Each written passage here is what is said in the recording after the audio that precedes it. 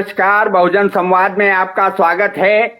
आज हम फिर प्रस्तुत कर रहे हैं हमारा साप्ताहिक लोकप्रिय कार्यक्रम सप्ताह की बात, जिसमें हम चर्चा करते हैं देश भर में और दुनिया भर में पूरे सप्ताह जो घटनाएं होती है, जो सवाल और बवाल होते हैं, उस पर चर्चा करते हैं। और हमारे साथ जुड़ते हैं देश के जाने माने पत्रकार, जानकार, राजनीतिक सामाजिक कार्यकर्ता। हम सबसे पहले चलते हैं डॉक्टर सलीम खान के पास। मुंबई में नई सरकार बन गई है, फडणवीस ने नेतृत्व में सरकार ने शपथ ले ली है। क्या स्थिति है? और जो ये मामला चल रहा है संभल मस्जिद का लेकर, संभल मस्जिद और अजमेर दरगाह को लेकर जिस तरह से विवाद उठाए जा रहे हैं, इसका भी कहीं कोई असर हो रहा है?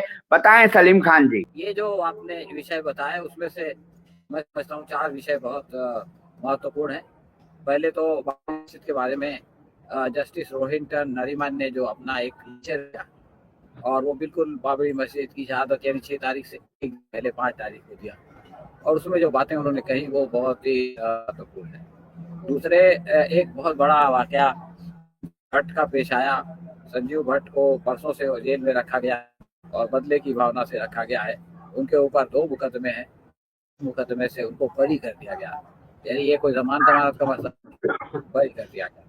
तो ये भी एक अहम घटना है। इसके अलावा ये जो इंटरनेशनल लेवल सीरिया में हुआ है उसको हम जो है वो इग्नोर करते, उसको उससे आँख हटा नहीं सकते। तो उस हमारे लिए सीखने का बहुत कुछ है।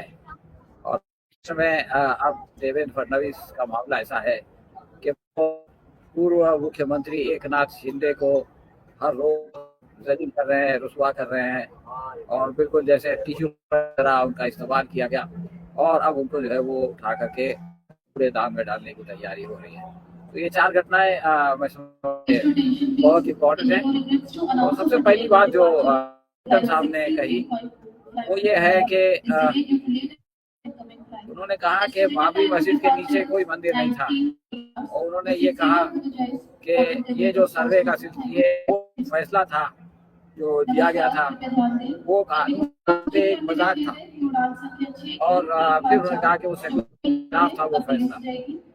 और फिर उन्होंने सर्वे को भी जो है उस पर आपत्ति जताई है, जो सर्वे का सिलसिला, और उन्होंने किया कि इनको जो है वो हर हाई कोर्ट और लोअर कोर्ट में उस फैसले जिनके उनको एतराज है उसमें 5 पेजेस रिलीजियस के ऊपर लिखे गए हैं, और उसमें इस बात पर जोर दिया गया है कि जो रिलीजियस हैं उनको उनकी स्थिति को नहीं बदल सकते। तो ये बहुत इम्पोर्टेंट बातें हैं जो जस्टिस रोहिंटन ने बहुत ही साफ और 2 और 2 4 की तरह।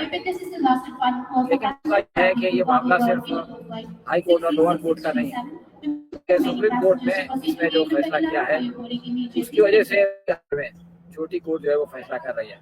अब ये मामला फिर से विचाराधीन नए चीफ जस्टिस के सामने, तो अगर वो संजय खन्ना बदल देते हैं तो फिर ये दरवाज़ा जो है वो बंद हो सकता है। लेकिन अगर नहीं करते, कुछ गोल मोल फैसला करते हैं, तो फिर इसका फायदा उठाकर जो है वो झगड़ा फसाद लगता रहेगा। दूसरी बात संजीव भट्ट की है।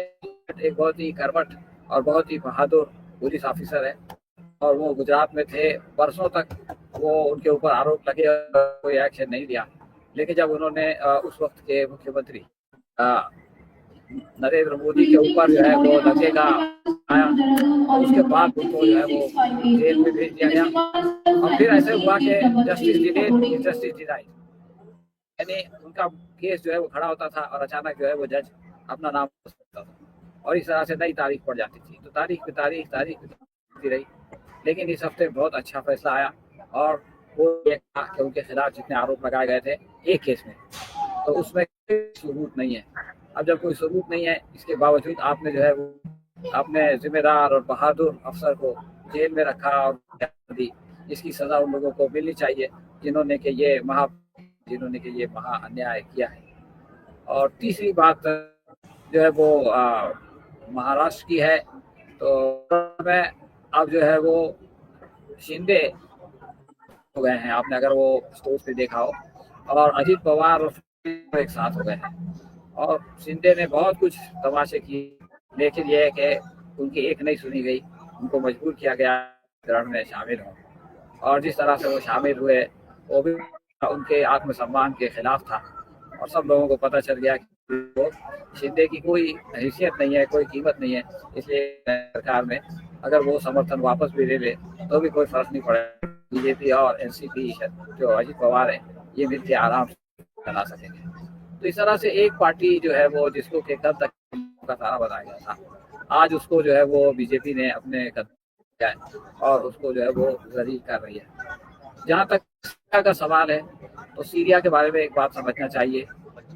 जो बशार असद थे और इनके पिताश्री हाफिज असद, ये दोनों ने 54 साल तक वहाँ पे राज किया। साल कोई कम नहीं होता।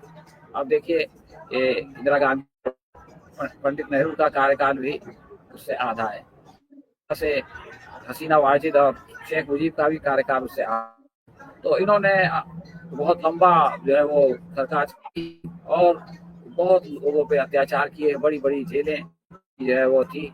लेकिन ये कि पिछले दिनों वो चेंजेस होते रहे, छोटे जो डिस्ट्रिक्ट थे वो आज़ाद होते रहे। और सच्ची बात यह है कि के पास सिर्फ 40% ये इराक नहीं सीरिया था और बाकी जो है वो दूसरे लोगों के पास।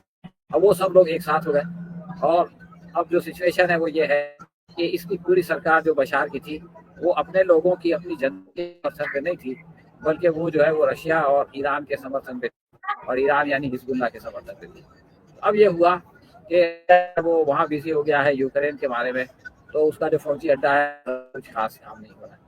इसी प्रकार ईरान ने जब देखा तो जनता में बहुत बड़ा जो है वो जागृति है, वो बहुत बड़ी क्रांति ला, तो वो भी जो है वो पीछे हट गया और उसने हिजबुल्लाह को भी रोका। और हिजबुल्लाह का भी मामला अभी जब इसराइल की जंग के बाद जो है वो थोड़ा, तो ये सब परिस्थिति में जो लोग थे वहाँ पर, जो बरसों से इनके खिलाफ काम कर रहे थे, लड़ रहे थे, अपने अधिकार के लिए लड़ रहे थे, इनके अत्याचार का शिकार हो रहे थे, उनको एक मौका और उन्होंने जो है वो एक एक करके शहर कब्जा करना शुरू किया। और फिर देखते देखते 7 दिन के अंदर पूरा वो चला गया और फिर बशार असद जो है वो हवाई जहाज को बैठ के भाग गए, फरार हो गए।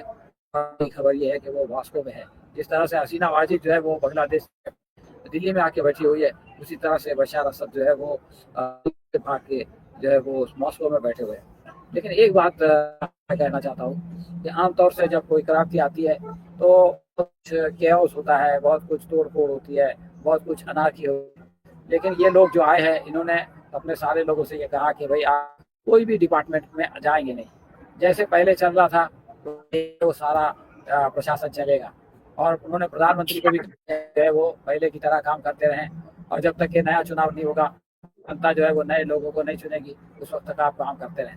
तो ये लोग काफी समझदारी से सिचुएशन को हैंडल करने की कोशिश कर, लेकिन जिस तरह की तस्वीरें आ रही हैं, जिस तरह की जनता के अंदर, उससे पता चलता है कि इतनी लंबी जद्दोजहद, 5 साल की जद्दोजहद के बाद भी वो लोग जो है वो मायूस नहीं हुए। वो लोग ये लड़ते रहे, बड़ी बड़ी कुर्बानी देते रहे और फाइनली उनको जो है कामयाबी मिली। एक शेर सुना के मैं अपनी बात खत्म करता हूँ। फैज का एक शेर है, फिर ना उम्मीद तो नहीं, नाकाम ही तो है। ये लोगों के ऊपर उस वक्त के लिए है जब क्रांति नहीं आई थी। और फिर आखिरी में वो ये कहता है कि लंबी है गम की शाम मगर शाम। इत्तेफाक से सीरिया का जो अरबी नाम है, उर्दू नाम है, वो शाम है। तो शाम जो है वो 2 माना में इस शेर में ये शेर जाकर के फिट हो जाता है। तो हम उम्मीद करते हैं कि इससे और ताकत कोई बड़ा फायदा उठाने की कोशिश नहीं करे और जनता की मर्जी से उनकी पसंदीदा सरकार आएगी, जैसे कि श्रीलंका में आई। और जनता को मैं मुबारकबाद देता हूँ कि उन्होंने बगैर मायूस हुए उन्होंने अपना जारी रखा और आखिरकार उनको कामयाबी हुई। धन्यवाद।